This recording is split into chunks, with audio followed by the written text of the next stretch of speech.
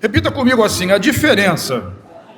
É importante quando a gente faz contrastes, né? Difere uma coisa de outra, uma situação de outra, um tipo de pessoas de outra. E hoje nós vamos ver a diferença entre um abençoado. Quantos são abençoados aqui?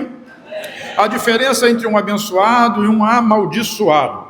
Alguém que está debaixo da bênção e alguém que está fora da bênção. E hoje nós vamos ver essa diferença. Eu quero assim pedir desculpas, quem está muito lá atrás pode chegar para frente. A gente teve um problema numa peça do som, já desde a semana passada, mas vem pela internet, tem que chegar e não chega, da mesma forma da luz, mas essa semana que começa hoje, nós vamos ter tudo isso resolvido para a glória do nome do Senhor Jesus. Então tenha um pouquinho de paciência com a nossa precária situação de luz e de som nessa noite. Mas então, voltando aqui, nós estamos falando sobre a diferença entre um abençoado e um amaldiçoado. Entre alguém que está debaixo da bênção e alguém que foge, que está fora da bênção de Deus. O texto que nós vamos ler, acompanhe comigo, Isaías capítulo 53, versículo 1, diz assim, Isaías 53, 1, diz assim: quem creu, é uma indagação, quem creu em nossa pregação? Sabe, não sei se você conhece, mas lá no livro de Romanos capítulo 10, diz que a fé ela vem pelo ouvir. E também diz em Hebreus que sem fé é impossível agradar a Deus. Então, se você quer agradar a Deus, você tem que ter fé. E se você precisa de fé, você precisa ouvir a pregação da palavra de Deus, da palavra de Cristo. Então, o profeta Isaías, ele diz assim: quem creu na nossa pregação? Porque existe um mistério para as pessoas que ouvem e que creem na pregação do Evangelho. Evangelho que são boas notícias, não é o evangelho da culpa, da condenação, mas o evangelho da bênção de Deus. Qual é o privilégio de quem ouve e quem crê? A essas pessoas é revelado algo especial, é revelado o braço do Senhor. Repete comigo: o braço do Senhor.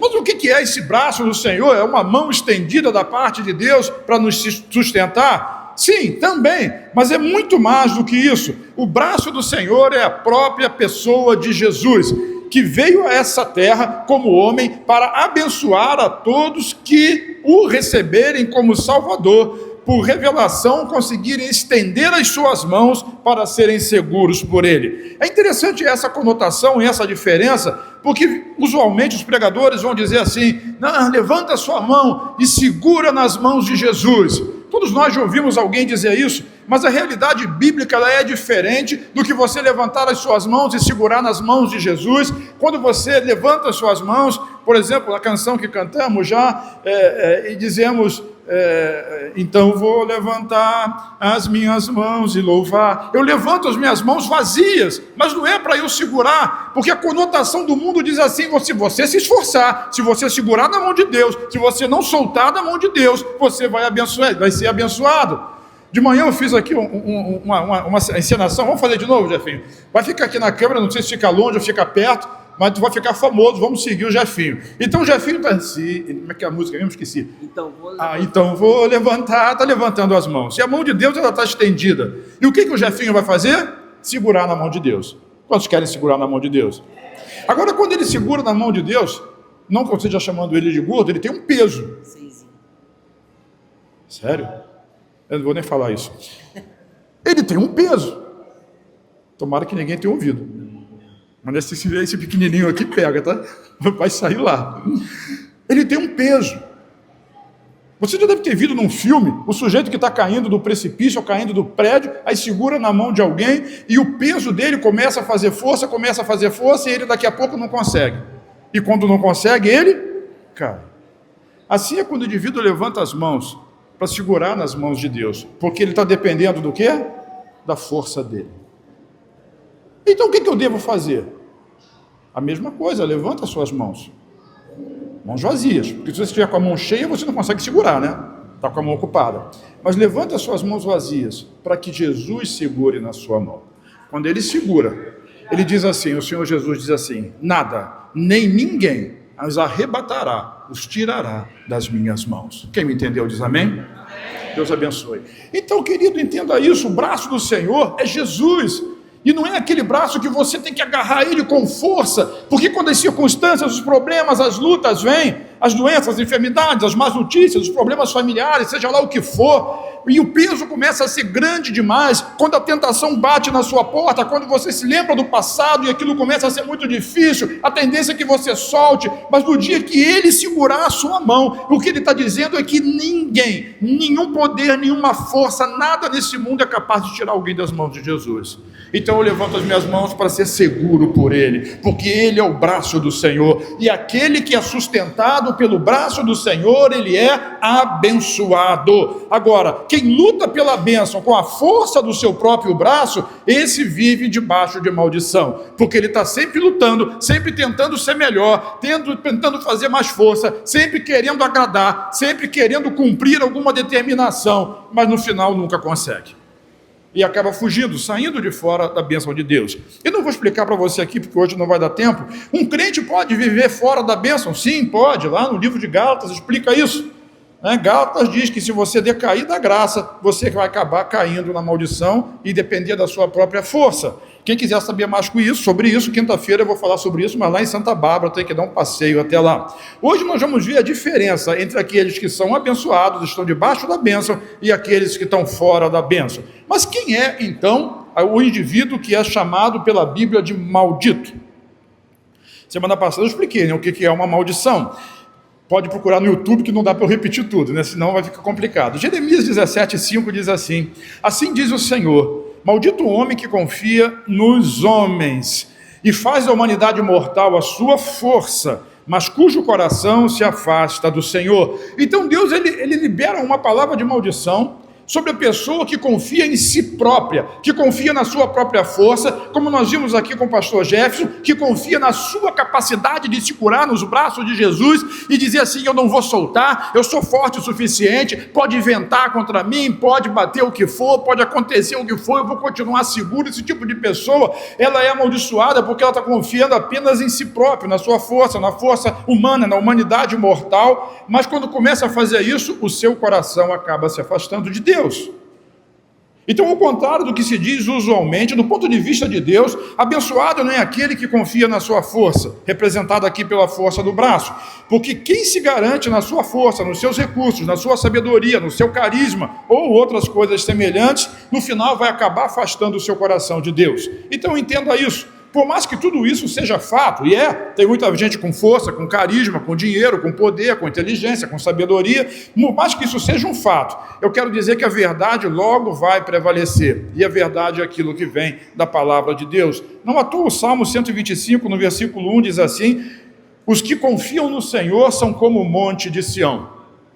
Qual é a característica do monte Sião? Ele não se abala, mas ele continua firme para sempre. Então essa é a característica daqueles que confiam no Senhor, daqueles que colocam a sua mão no Senhor e o Senhor os sustenta, os guarda. Esse é abençoado, e por mais que venha o terremoto da vida, ele vai continuar firme como o monte Sião. E hoje eu quero ilustrar essa verdade da bênção e da maldição numa história que aconteceu séculos atrás, entre Senaqueribe, rei da Síria, que cercou Jerusalém, sitiou Jerusalém e pediu a entrada de mantimentos e impediu a entrada de água, aterrando as fontes de água, sitiando aquela cidade com a finalidade de conquistá-la. Senaqueribe era um rei poderoso e ele já tinha feito isso com diversos outros reinos a partir do seu pai e agora no seu reinado, dominando, subjugando e sendo assim o dominador da terra naquela época. Então quando ele tentou cercar, eu estou falando a diferença entre o abençoado e o amaldiçoado. Então assim, vamos entender aqui que o abençoado aqui é representado por Ezequias, rei de Judá, e que o amaldiçoado é representado por Senaqueribe, rei da Síria. Mas no final, nós não estamos falando aqui de Senaqueribe nem de Ezequias.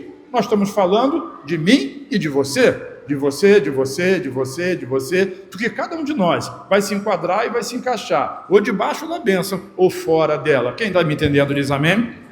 Então, quando aquele povo foi cercado, quando ele foi sitiado, e não tinha como sair, não tinha como entrar, era um exército muito forte, muito poderoso, que confiava demais na capacidade bélica que tinha, Isaías, ele fez uma oração, que era uma oração muito correta, era algo da palavra de Deus na sua boca, na sua vida, e ele estava tranquilizando o povo em nome do Senhor. Segundo Crônicas, capítulo 32, versículo 7, diz assim: sejam fortes e corajosos, não tenham medo, nem se assustem por causa do rei da Assíria, nem por causa de toda a multidão que está com ele, porque conosco está alguém que é maior do que ele. Conosco está alguém que é maior do que o que está com ele. Então Ezequias, ele liberou uma palavra de bênção, isso é extraordinário, uma palavra de fé. Ele manifestou a sua confiança no poder de Deus em livrá-los daquela situação, daquela crise, daquele problema. Deixa eu dizer uma outra coisa para você. Aqui que eu estou falando de crise, de problema de uma cidade sitiada, não necessariamente que alguém vai cercar a sua casa, vai impedir de entrar comida, não vai deixar você sair. Eu estou falando de crise, de circunstâncias da vida, do problema da crise financeira, do problema familiar, do problema de saúde, de uma resposta errada, de uma dificuldade de relacionamento, daquele ressentimento, daquele ódio, daquele perdão que nunca consegue brotar no coração, daquele peso que você está carregando nas suas costas, naquele vício que você não consegue se livrar dele, por mais que tente, já fez promessa, já deve ter subido a escadaria lá da penha de joelho, mas nada adianta. Já fez jejum, já entregou oferta, e as coisas parecem que não estão acontecendo na sua vida. Eu estou falando desse tipo de cerco, desse tipo de problema. Eu quero lhe dizer que aquele que está debaixo da bênção pode ser liberto em nome do Senhor Jesus. Diz amém? Então assim, não é Senaqueribe, não é Ezequias, não é um cerco militar, isso é uma nossa vida, diz respeito a nós, aquilo que nós vivemos no dia a dia. A bênção de Deus faz a diferença na nossa vida, e Ezequias, o rei, ele começou muito bem, assim como nós devemos começar também, e declarar como ele declarou: seja forte, mesmo que você esteja falando para você mesmo, seja forte, diga o seu nome.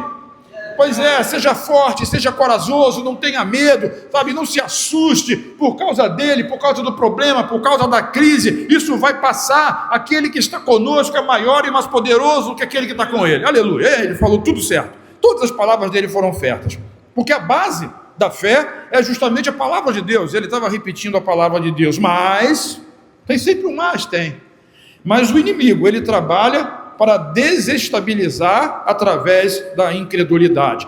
Quando ele coloca uma semente de incredulidade, e ele faz isso através da desestabilização do sentimento, da emoção, através da mente, da alma, ele aponta para as circunstâncias, aponta para os problemas, aponta para as crises, e diz assim: você está confiando em Deus, mas Deus não vai poder te livrar. Olha só o que o texto diz, segundo Crônicas 32:15, depois você lê esse texto por completo, é uma história muito bonita. Está em Crônicas, está em Reis e também está no livro do profeta Isaías. Segundo Crônicas 32:15 diz assim: palavra de Senaqueribe, do rei amaldiçoado: portanto, não deixem agora que Ezequias os engane, nem que os incite assim, não acreditem nele. Foi o que ele falou? Não acredite nele. Mas não acreditar em Ezequias significa dizer não acredite em Deus, porque ele estava citando a palavra de Deus. O modus operandi do diabo, ele não é diferente hoje. Quando você enfrenta uma crise e parece que aquilo não vai ter solução, talvez você venha para o culto, para uma reunião, para uma célula, para um encontro, até perceba que algo está acontecendo de extraordinário, mas quando aquele problema começa a se levantar de novo, o que vem na sua mente, o que vem para você é assim: não adianta, isso não tem jeito, eu não consigo, eu não tenho força, eu não sou bom o suficiente, Deus não pode fazer isso por mim porque eu não mereço. E ele sempre vem tentando desestabilizar a sua maneira de pensar, fazendo enfraquecer na fé, fazendo você ficar com medo, fazendo você desistir da palavra de Deus. Então ele continua dizendo assim: porque nenhum Deus de nação alguma, nem de reino algum foi capaz de livrar o seu povo das minhas mãos, nem das mãos dos meus pais, muito menos o Deus de vocês será capaz de livrá-los das minhas mãos. Então Senaqueribe, ele baseia a sua confiança na força do seu exército, na história que eles tinham de sucessos anteriores, que conclui que assim como foi com aqueles povos, outros povos seria também com Judá. Então esse é o homem fora da bênção. Ele confia no seu braço, ele confia na sua força, ele confia no seu poder, e intimida aqueles que tentam confiar em Deus, para mostrar para eles, tentando provar para eles, por circunstância, que eles não vão conseguir. E você acha que acabou por aí? Não, não acabou não.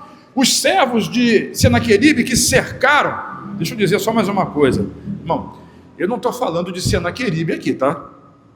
Nunca se esqueça disso. Não é uma história que está lá no século 8, no século 7 antes de Cristo. Essa é a história da vida de cada um de nós. Tem sempre alguém tentando desestabilizar a sua fé e afastar você de Deus, dizendo que não tem jeito, que não adianta, porque você sabe o que aconteceu com seu amigo? Seu amigo morreu, seu amigo perdeu a fé, perdeu a família, seu amigo perdeu isso, perdeu aquilo, vai acontecer com você também. Essa é a desestabilização que ele faz, mas você não é qualquer um. Então ele diz isso, e agora ele chama o povo, as pessoas, hoje eu diria as redes sociais, e começa a aparecer lá no Instagram, no TikTok, no Facebook, seja lá mais aonde for, e todo mundo começa a gritar. Olha só, 32:18 de 2 Crônicas diz assim: os servos gritaram bem alto, em hebraico, na língua deles, ao povo de Jerusalém que estava sobre a muralha, para os atemorizar. Repete comigo: atemorizar. Diga perturbar. Isso, por quê? Qual a finalidade? A finalidade era tomar a cidade.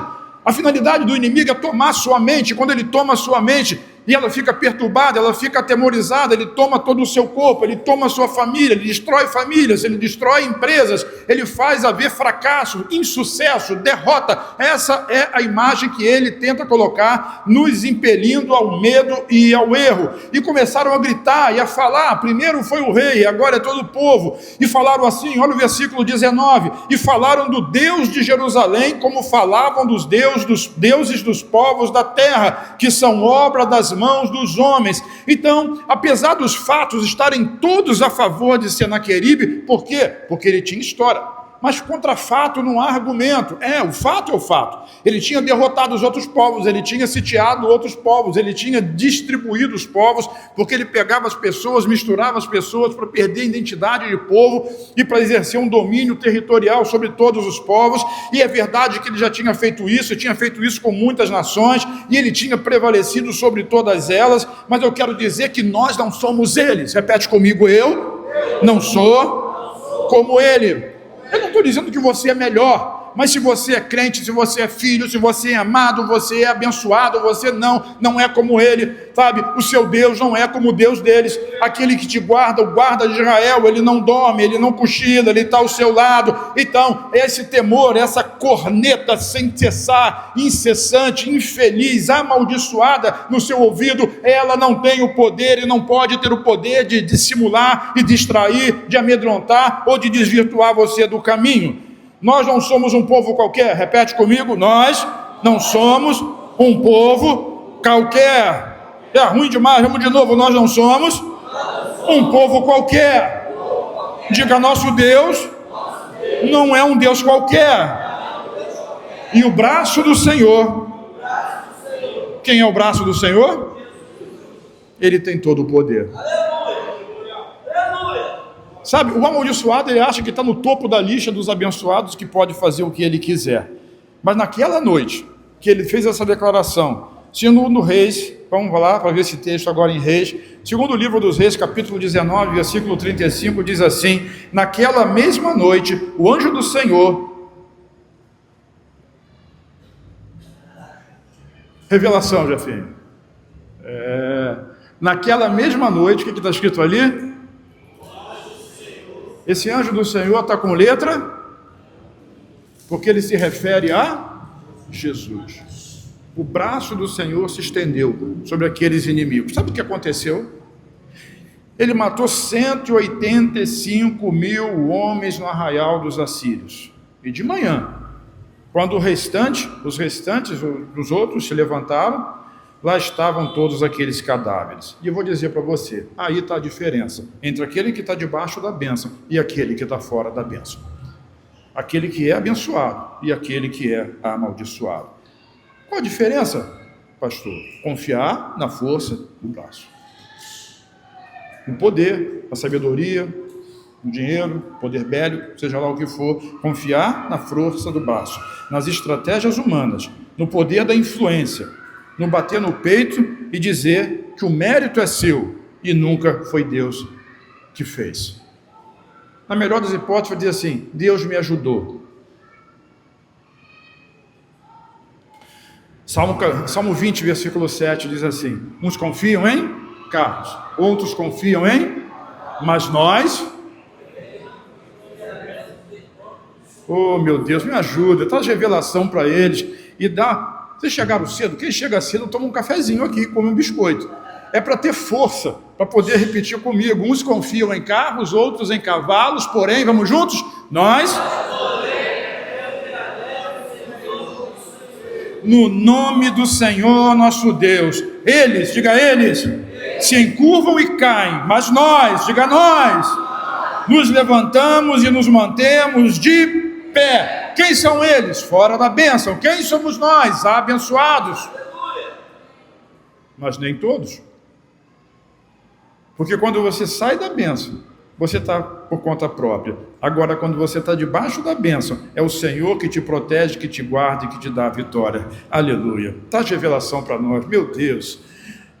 O amaldiçoado, vamos falar um pouquinho mais sobre ele. É um camarada que vive perdido.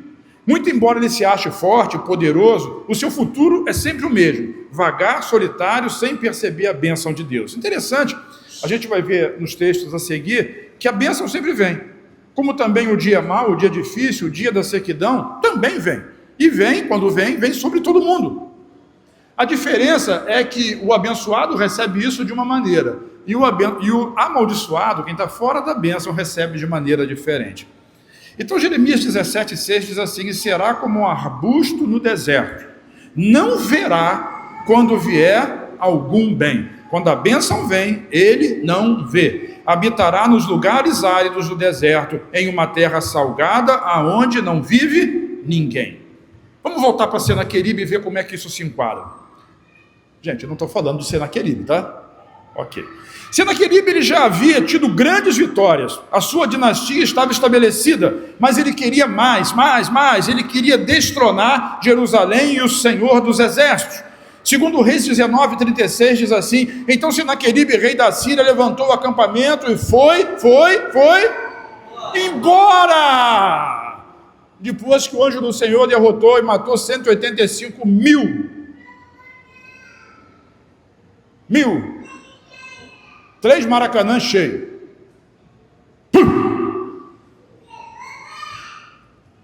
Alguém morreu? Diga: eu sou abençoado. Eu sou abençoado. O que restou para ele? Pegar o boné e voltar para sua casa. Então ele foi embora. Voltou para Nínive e por lá ficou.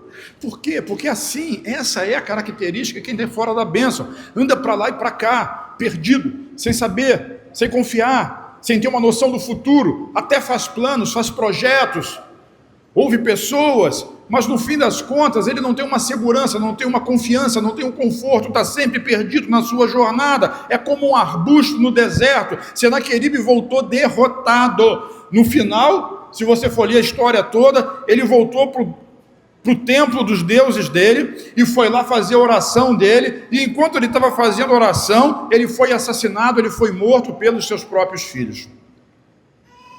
Eu imagino que ele estava no templo do Deus dele procurando uma resposta do porquê aquilo aconteceu com ele. Porque não era lógico, não tinha lógica nenhuma. Tem muita gente que gosta da lógica. E Jesus ele questionava essa lógica quando ele dizia assim: por que vocês estão arrazoando isso no coração de vocês? E falava isso com um paralítico, por exemplo, paralisado da cintura para baixo, não conseguia andar, e dizia para o paralítico: seus pecados estão perdoados. E as pessoas ficavam arrazoando na mente, na razão: quem é esse que perdoa pecado? E ele dizia assim: ora, para você entender que eu posso perdoar pecado, ele dizia para o paralítico: levanta e anda, levanta e anda. E o paralítico levantava. Sabe, Deus é um Deus que desafia a lógica natural. Ele desafia a lógica natural através da fé que você tem naquele que pode fazer todas as coisas.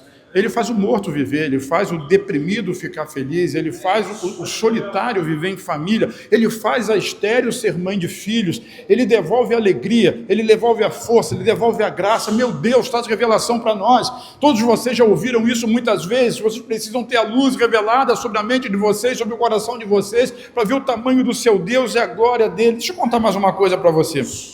Senaqueribe morreu sozinho, vagando no deserto, sem esperança, sem expectativa. Ele era muito poderoso, mas também era amaldiçoado. Agora, interessante que na história da cidade de Senaqueribe, Nínive lembra para você alguma coisa? E veio a palavra do Senhor, o profeta Jonas, filho de Amitai, dizendo: levanta-te e vai pregar contra a grande e poderosa cidade de Nínive. Isso aconteceu um século antes disso que está acontecendo agora de Senaqueribe. Então, 100 anos antes, uma geração antes, ou 2 gerações antes, Deus visitou a cidade de Nínive, com a pregação do profeta, que foi engolido pelo peixe, vomitado na praia, que chegou até aquela cidade e disse: ainda em 3 dias, Nínive será subvertida, Nínive será destruída. E diz que toda a cidade se converteu, houve um avivamento. Diga avivamento. Teve um avivamento em Nínive, coisa extraordinária, poder de Deus, arrependimento, pano de saco, o avivamento chegou, todo mundo se arrependeu, isso apenas alguns anos antes. E agora na época, na geração de Senaqueribe, eles perderam completamente a visitação e se esqueceram completamente do Senhor, que teve misericórdia deles, e passaram a viver baseados na sua própria força. Resultado, saíram debaixo da bênção. Percebeu? O avivamento veio, eles estavam debaixo da bênção, mas eles saíram debaixo da bênção e escolheram viver debaixo da maldição. E como eles criam, como eles viveram, eles vagaram e morreram, e a história só serve. Lembra que eu não estou falando de Senaqueribe, eu estou falando de pessoas como nós. Não perca a visitação do Senhor. Eu não sei se você conhece bem a história. É importante a gente conhecer a Bíblia, porque a fé ela vem pelo ouvir, e sem fé você não consegue agradar a Deus. Então, é importante conhecer a palavra, para você, quando está passando por uma luta, por um problema, você ter a palavra como base sólida, né? Como lugar aonde você possa pisar. Por isso o Senhor fala no livro de Provérbios, né? Confia no Senhor de todo o teu coração, e não te apoie, não te estribes no teu próprio entendimento. O seu entendimento pode ser até fato, baseado em fatos, mas a verdade de Deus, ela vai prevalecer na sua vida. No final, isso é fé, é assim que acontece. E eu vou dizer algo para você: isso acontece com a vida das pessoas, acontece com famílias, acontece com igrejas, acontece com equipes, acontece com países. 20 e poucos anos antes dessa história de Senaqueribe e Judá, Senaqueribe já tinha invadido o reino do norte. Você sabe que o reino de Israel ele se dividiu em reino do norte e reino do sul. Reino do sul é o reino de Judá, de Jerusalém, e reino do norte eram as outras 10 tribos. Então, 2 tribos, Judá e Benjamim, reino do sul, as outras 10 tribos ficavam no reino do norte. E 20 e poucos anos antes, Senaqueribe tinha cercado o reino do norte, que a capital era Samaria. Sitiou, cercou, venceu e dispersou aquele povo. Por isso, na época de Jesus, Tiago contou a história aqui de João e de Pedro, que queria fazer fogo do céu sobre Samaria. O judeu de Judá, ele considerava o samaritano amaldiçoado, porque era mistura de povos, que aconteceu justamente por causa do rei da Síria. O que isso tem a ver comigo? Às vezes a gente se mistura com quem não deve. A gente sai debaixo da bênção, sai debaixo da palavra, sai debaixo da revelação, para se misturar com pessoas, com entendimentos, com filosofias, ou como está muito em voga no nosso país, com narrativas que são criadas, que nos desviam da verdade de Deus. Deus quer trazer você de volta para debaixo da bênção. É tão bom a gente poder declarar, como diz o Salmo 91, não só ter a Bíblia aberta no Salmo 91 na sua casa, como se fosse uma ferradura atrás da porta, mas estará escrito aqui, como é que diz o Salmo 91? Deixa eu ver se tem alguém bom de Bíblia aqui. Aquele que habita no esconderijo do Altíssimo. Eu gosto de falar esse texto assim: eu habito no esconderijo do Altíssimo, à sombra do Onipotente descansarei. Esconderijo do Altíssimo. Altíssimo é o nome de Deus, é El Elyon, aquele que é superior a todas as coisas. E nesse mesmo texto fala a sombra do onipotente. O onipotente é o Shaddai, é aquele que pode todas as coisas. São as manifestações de Deus, guardando aqueles que são abençoados. É a palavra que gera fé. O mundo pode se levantar contra você, mas você permanece firme. O versículo 2 do Salmo 91 diz assim: direi do Senhor, Ele é o meu refúgio, a minha fortaleza, o meu Deus em quem eu confio. E diz assim o versículo 3, Ele me livrará do laço do passarinheiro, dos senaqueribes da vida e da peste perniciosa, das ameaças que vêm contra você. Ele me cobrirá com as suas penas e debaixo das suas asas estarei. Esse é o abençoado. Parece que tudo está contra, mas na verdade ele está muito mais protegido do que aquele que tem muito mais força, muito dinheiro, muita capacidade, muito poder ou coisas desse tipo. Quem é o abençoado então?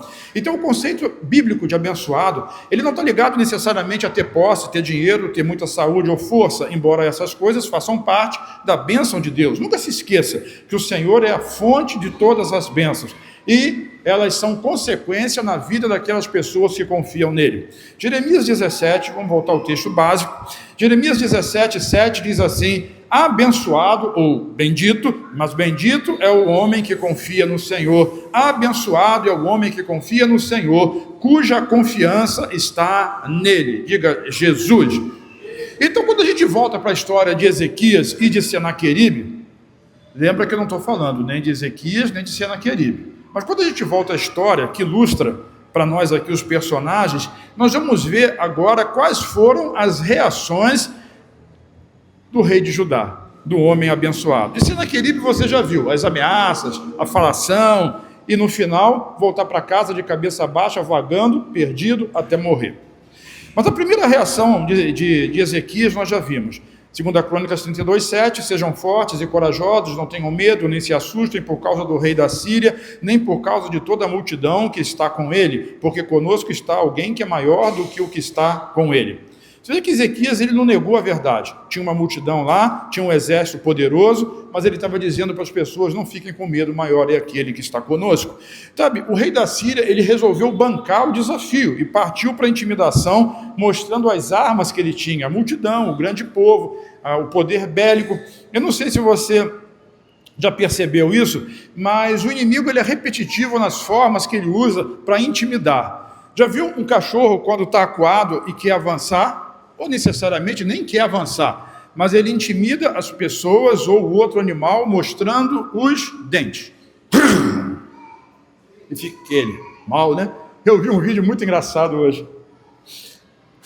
Tinha um gatinho sentado na porta do zoológico e dentro veio um leão e rugiu para ele. Aí o gatinho deu um passo para trás, olhou para o leão e deu uma patada na cara do leão.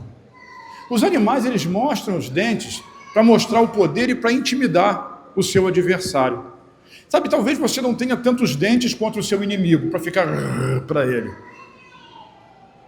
Mas existe um leão que guerreia as nossas guerras, que é o leão da tribo de Judá. E que não vai ter nenhum gatinho que vai dar tapa no nariz dele. Não é sobre você! É sobre Jesus, é sobre o braço dele estendido, segurando a sua vida.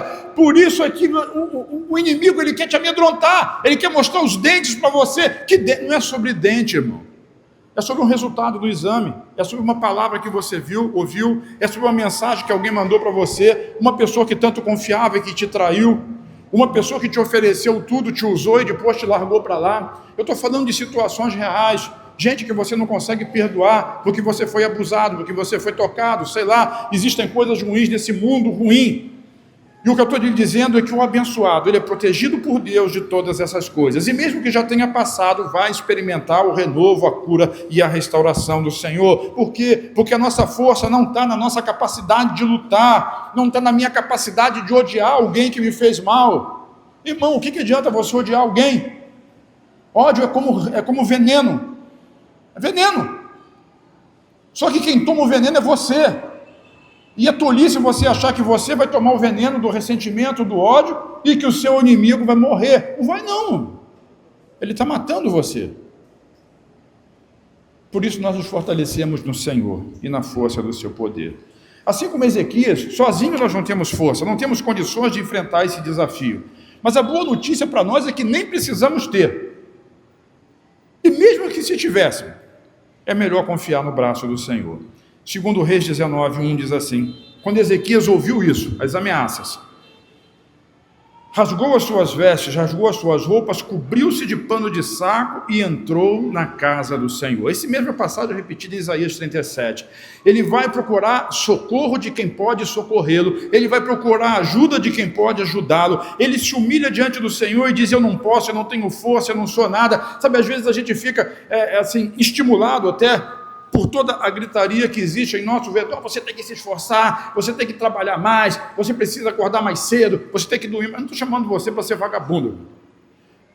Mas o Salmo 128 diz assim: é inútil você levantar de madrugada e dormir tarde, comer o pão de dores. Se o Senhor não te abençoar, você não vai ver sucesso, não vai conseguir edificar e não vai conseguir construir. O importante é a bênção. Diga: bênção. O importante é ser favorecido. Você precisa crer nisso, que aqueles que estão em Cristo são abençoados nele, são abençoados não simplesmente por ele, mas são abençoados nele. Segundo Reis 19:19, diz assim: agora, ó Senhor, é a oração do rei Ezequias, agora Senhor, ó Senhor, agora, diga agora. Não é depois de amanhã, é agora, ó Senhor, nosso Deus, livra-nos das mãos dele, para que todos os reinos da terra saibam que só Tu, ó Senhor, és Deus.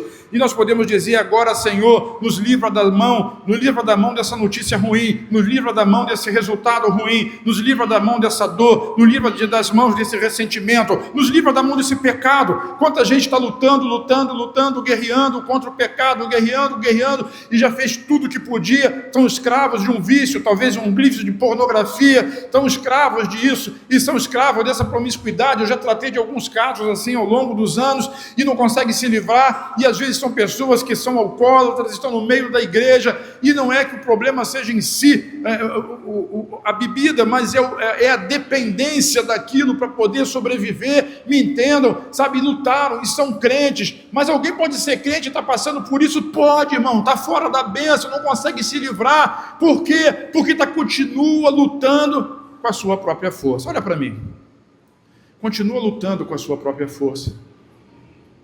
Vocês viram aqui, quando segura a mão de Deus, não está segurando a mão do diabo, está segurando a mão de Deus, mas na sua própria força, o peso da culpa, da condenação, do medo, do terror, daquilo que tu está vivendo, vai acabar fazendo você escapulir, e você vai cair.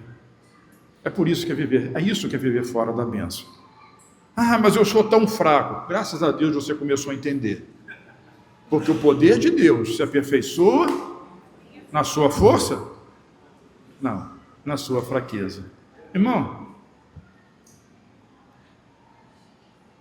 enquanto você trabalha muito, Deus descansa.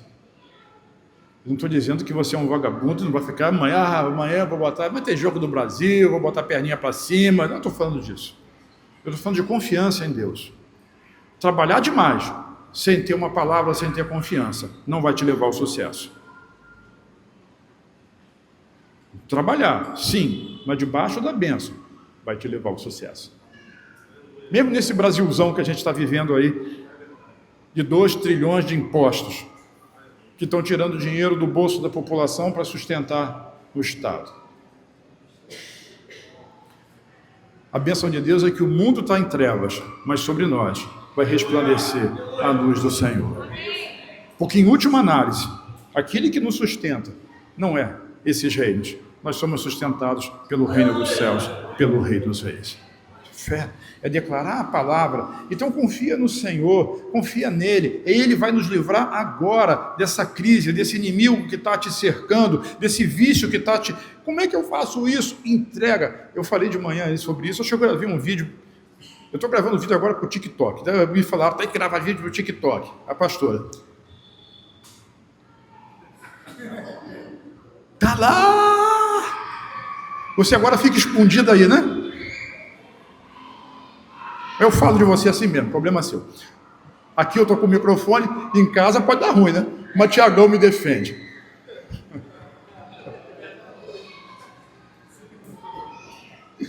O que eu estava falando mesmo? Samuel, 1 Samuel 17. Davi foi enfrentar Golias e vem cheio de arma, cheio de lança, cheio de escudo, cheio de espada. Cheio que eu digo assim, uma grande espada, uma grande lança, um grande escudo. Olha para mim. Você não veio aqui para conversar, né? Então olha para mim, conversa depois do culto. Olha para mim, ele veio assim. E era uma batalha grande, uma guerra grande. Irmão, eu não estou falando de Golias, nem de Davi. Eu estou falando de você e do seu adversário. E o seu adversário não é uma pessoa. A nossa luta não é mais contra a carne nem contra o sangue. É contra esse mundo tenebroso, principados e potestades, é um mundo espiritual que levanta pessoas, mas nossa luta não é contra a gente. Nós vamos ser vencedores. E Davi dizia, você vem contra mim com todo esse poder, mas eu vou contra você em nome do Senhor dos Exércitos. Sabe por quê? Repete assim, a batalha é do Senhor. Sabe, tem guerra que tu está guerreando, que tu está lutando, que você não vai conseguir vencer na força do seu braço, você está fugindo da bênção. Pega essa guerra que tu está lutando, eu não sei qual é o nome da sua guerra, mas você deve saber. Pega o nome dessa guerra que você está lutando, que está lutando há muitos meses, que está lutando há muitos anos, que está lutando há muito tempo e não está conseguindo vencer. Pega ela, diga para Deus e diz assim, está aqui, ó. Essa batalha não é minha, eu não consigo mais vencer ela. E quando você reconhece a sua fraqueza, o poder de Deus se aperfeiçoa na sua vida e Ele vai te dar a vitória. Mas a vitória é dele. Ele é o Senhor dos Exércitos, é aquele que não perde batalha. E Ele luta as minhas guerras, guerreia as minhas guerras, como dizia Eliseu Gomes, e me faz um vencedor. Não há Deus como tu. Não vou cantar, estou rouco. É Jean fazendo cara de bobo ali. Quando eu falo Jean fazendo cara de bobo, você vira a câmera para lá para mostrar a cara dele no vídeo, para todo mundo ver. Ele guerreiro. Qual o problema do crente? O problema do crente é que ele é crente. Mas não tem um crente assim. Porque crente é aquele que crê. O problema do crente é a incredulidade. Ô Jesus, traz revelação para nós. Vou ler um texto para vocês, para completar essa ideia, em Isaías 54, 13 e seguinte, diz assim, Deus diz assim, e essa palavra é para nós, diga assim, é para mim. Porque para nós fica um negócio espalhado, mas é para mim. Todos os seus filhos serão ensinados pelo Senhor e será grande a paz de seus filhos.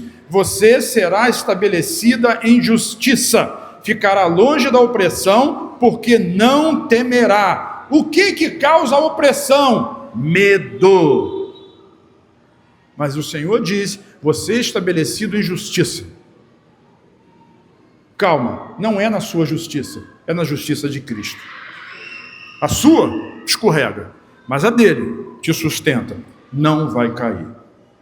Você é estabelecido em justiça. Olha só que extraordinário. E diz mais, ficará longe da opressão. Longe, diga bem longe.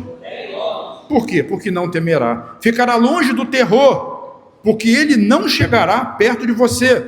E se alguém te atacar, isso não procederá de mim, mas quem te atacar, cairá diante de você. 17. Nenhuma arma forjada contra você prosperará. E você condenará toda língua que quiser acusá-la em juízo. Essa é a herança, diga herança. Tem algum filho de Deus aqui? Essa é a herança dos servos do Senhor, dos filhos de Deus, e a sua justiça, que procede de mim, diz o Senhor. Diga herança. Eu sou herdeiro dos meus pais. O que eu fiz para ser herdeiro dos meus pais? Nasci. Só isso. O que eu trabalhei? Não trabalhei. Sou herdeiro porque nasci. Filho, você nasceu de novo.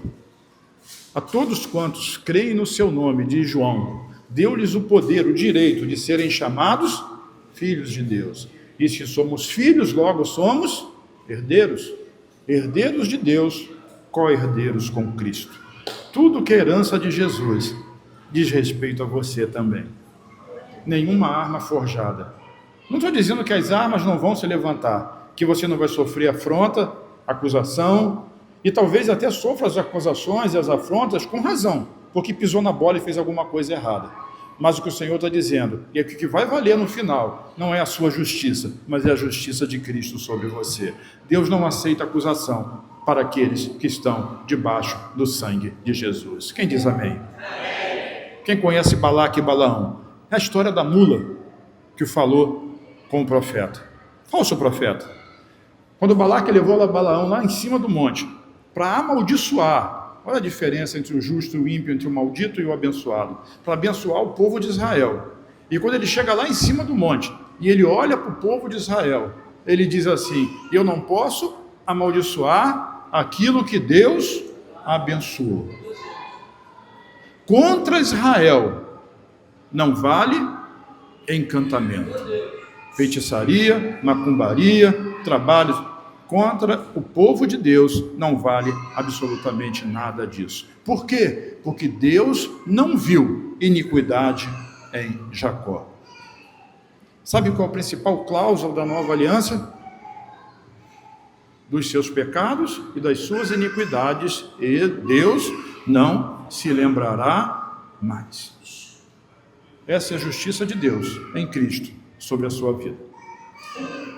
É a justiça que vem da fé e não dos seus méritos. Porque o amaldiçoado é aquele que tenta merecer ser justo, ser bom, se esforça. Eu não estou dizendo que você vai ser ruim, vai ser maligno, você não consegue nem fazer isso. Mas o seu esforço não vai te levar até a presença de Deus, mas Cristo vai. Por isso ele disse: eu sou o caminho, eu sou a verdade e eu sou a vida, e ninguém vai ao Pai a não ser por mim. Sabe o que acontece? O abençoado, ele vive da fonte, diga, da fonte. O abençoado, ele vive da fonte, ele é favorecido, ele está plantado perto da fonte inesgotável, ele não precisa. Tem um ditado que diz assim: mas eu tenho que matar um leão por dia para poder sobreviver. Quem já ouviu isso? Todo mundo já ouviu isso. O abençoado não tem que matar leão nenhum por dia. Por quê? Porque ele é abençoado. Ele é abençoado, ele está perto da fonte. Vamos voltar ao texto principal de Jeremias 17. O versículo 8 diz assim: ele, o abençoado, quem é abençoado?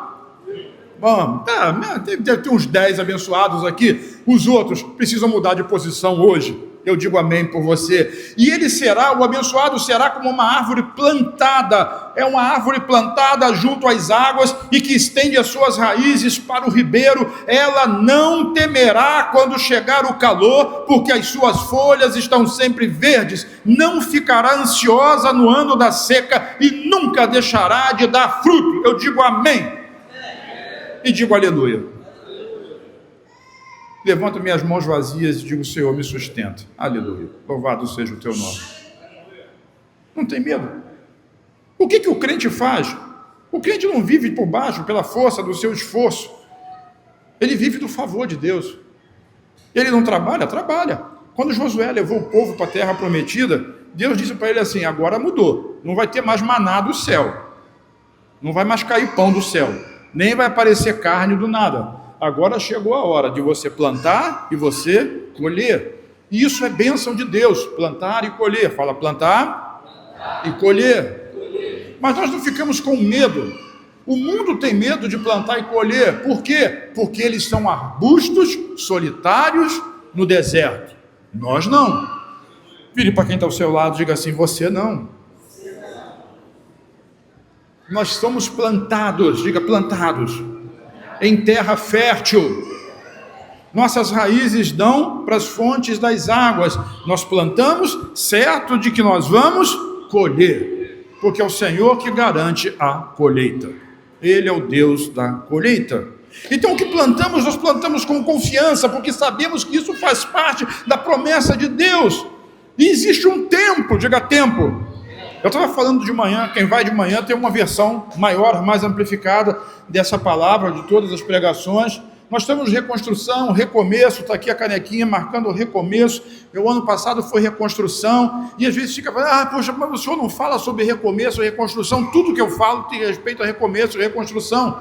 Nós estamos desconstruindo conceitos, e estamos reconstruindo conceitos diferentes, porque quem crê errado vive errado. Não adianta fazer movimentos, não adianta fazer desafios, não adianta querer fazer coisas grandes, e assim, isso tudo é movimento da carne, do homem, da força do braço. Nós precisamos desconstruir os conceitos da força humana, do conceito da fazer, do executar, do exercer. Nós não somos Marta, nós precisamos ser Maria, e Maria, ela fica sentada ouvindo a palavra de Deus, e quando aquela palavra move no coração dela, ela não fica correndo para um lado e para o outro igual Marta. Ela vai fazer o quê? Lembra da história? Ela vai pegar o vaso de alabastro e vai derramar sobre a vida de Jesus. Porque assim são aqueles que são abençoados. Cadê a fadiga? Não tem. Só sobrou a alegria, a paz que está no coração. Então, entre o tempo que nós estamos fazendo aqui nesses 2 anos, plantando, e às vezes assim, eu mesmo sou tão provocado nisso, provado nisso, os dentes do inimigo ficam rangendo para mim, dizendo que isso não vai dar certo, essas pessoas não estão entendendo, elas não estão confiando, elas não têm fé para isso, nem a sua liderança consegue acreditar no que você está falando.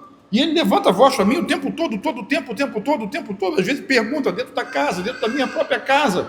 Mas eu preciso entender, e ele falou comigo sobre isso: não tenha medo, não se apavore, não se assuste, só não aparta a tua boca da palavra que eu estou colocando, porque eu vou fazer esse final ser bem sucedido na sua vida e na vida deles. É promessa. Também não me guio aqui pela opinião de quem quer que seja, tem uma promessa de Deus sobre nós, e que o que Deus precisa fazer é trazer revelação sobre a sua mente, sobre o seu coração. Então, entre o tempo da plantação, eu estou plantando, e o tempo da colheita, existe exatamente um tempo, e nesse tempo o que é que eu faço? Eu fico ansioso?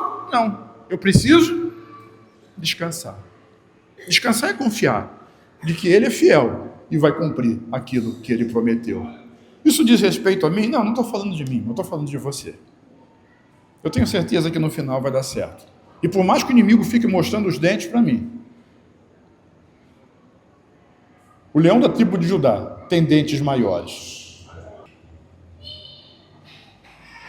Isso me lembra que eu tenho que ir no dentista. Mas ele tem. Não é o meu poder, é o poder dele. A promessa diz assim: quando vier o ano da seca, e ele vem, você, alguém? Você, as suas folhas permanecerão verdes. E você não vai deixar de dar fruto. Esse é o abençoado. Pastor, eu não estou dando fruto. Corre para debaixo da bênção. Pastor, eu estou desgastado, cansado. Vou desistir de tudo. Não, você não é um arbusto no deserto. Você está plantado. Não tem para onde fugir. Vem para debaixo da bênção. Vem para debaixo da bênção. É ali que você vai florescer. Comece a plantar de novo. Talvez você esteja algum tempo sem plantar. Plantar na sua própria vida, plantar no seu ministério, plantar no seu sucesso.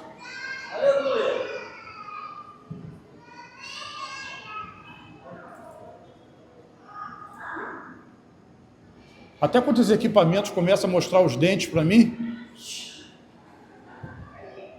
eu continuo firme no Senhor. Senaqueribe confiou na sua força, viveu e morreu como um arbusto no deserto. Quando a bênção veio, por meio do profeta Jonas, ele não conseguiu aproveitar, não estabeleceu suas raízes na fonte. Oh, meu Deus, essa revelação para nós. Isaías 37. Ih, gente, eu vou terminar. Daqui uns 10 ou 15 minutos. 37, 22. 37, 22 de Isaías diz assim: essa é a palavra do Senhor, essa é a palavra que o Senhor falou a respeito dele, Senaqueribe. A virgem, a filha de Sião, desdenha de você e zomba de você. A filha de Jerusalém meneia a cabeça atrás de você.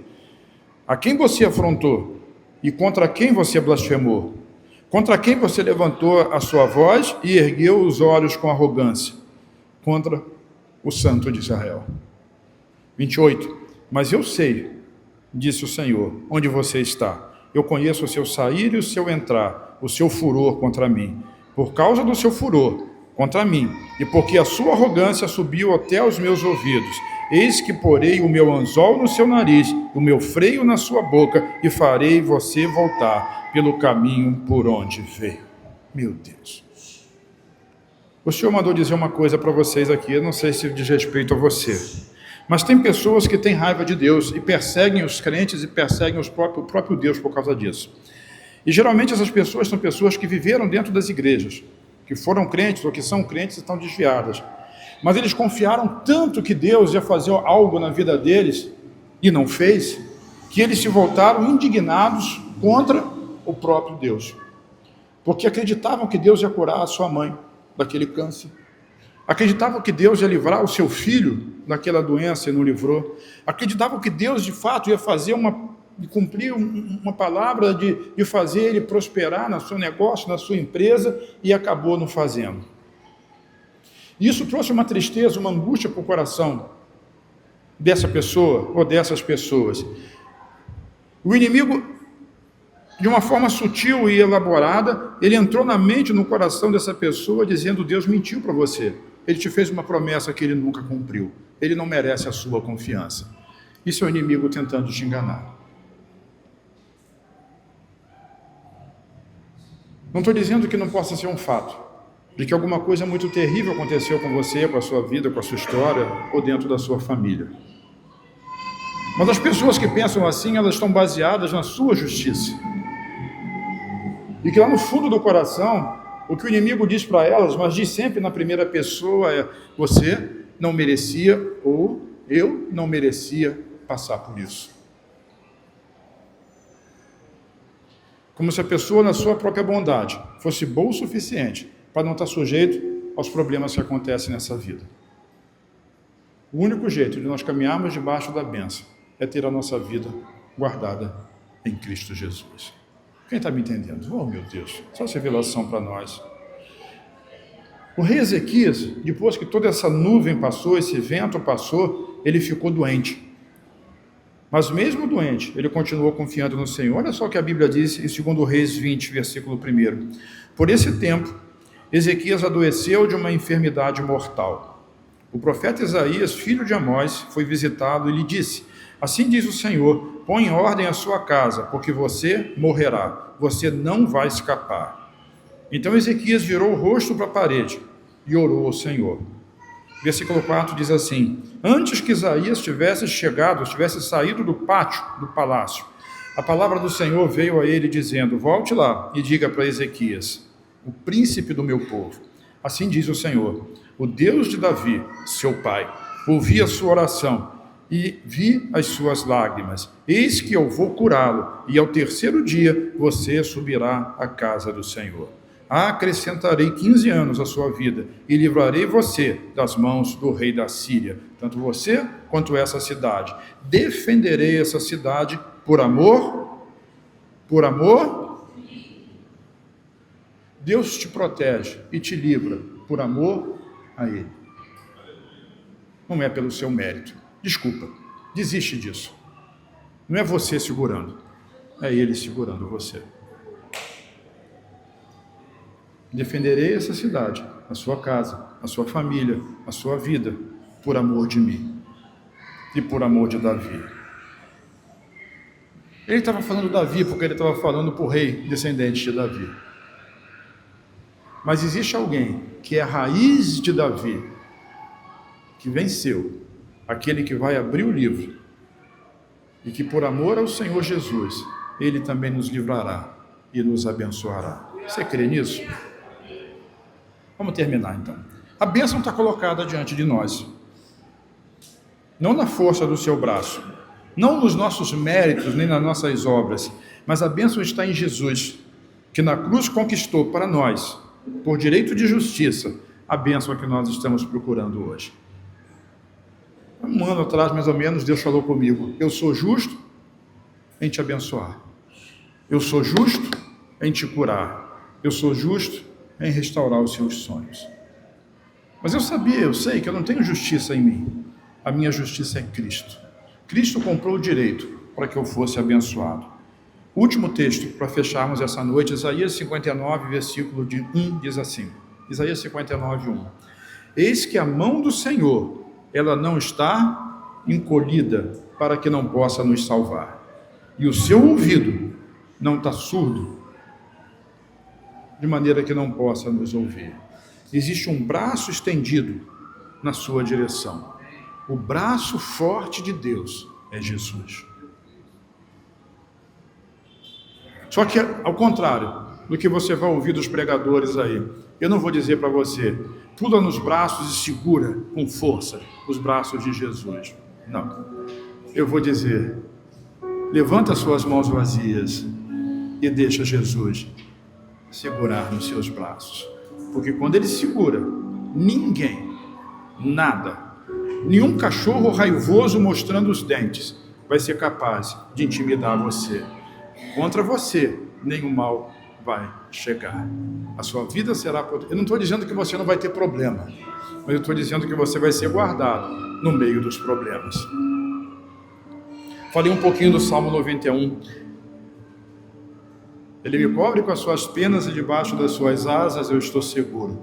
Mas na frente vai dizer assim: 1000 cairão ao meu lado, 10.000 à minha direita, mas eu não serei atingido. Essa é a herança dos filhos que confiam no Senhor. Essa é a herança dos abençoados. Qual a diferença, finalmente, entre um abençoado e um amaldiçoado? Um confia em Deus, confia em Jesus, e o outro confia só na sua própria capacidade, na sua própria força. O meu convite para você nessa noite é: venha para a bênção.